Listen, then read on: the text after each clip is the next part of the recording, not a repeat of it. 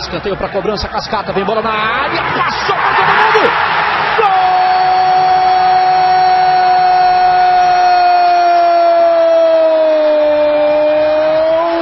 Gol do ABC!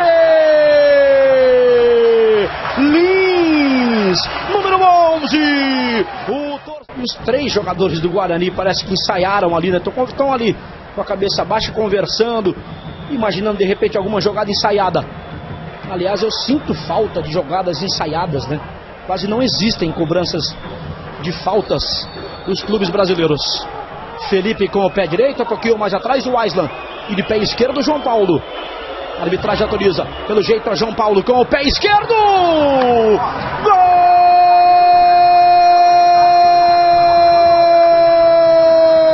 Gol do Guarani.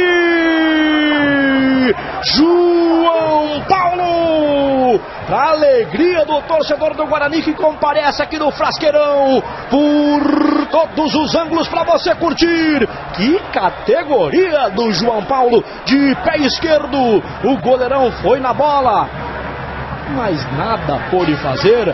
Belíssimo gol do João Paulo. João Paulo marca e o time do Guarani empata o jogo aqui no Frasqueirão. 1 ABC, 1 Guarani. Renatinho tenta fazer a finta.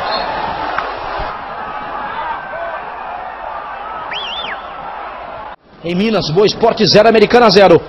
Renatinho cobra a falta pro Geilson!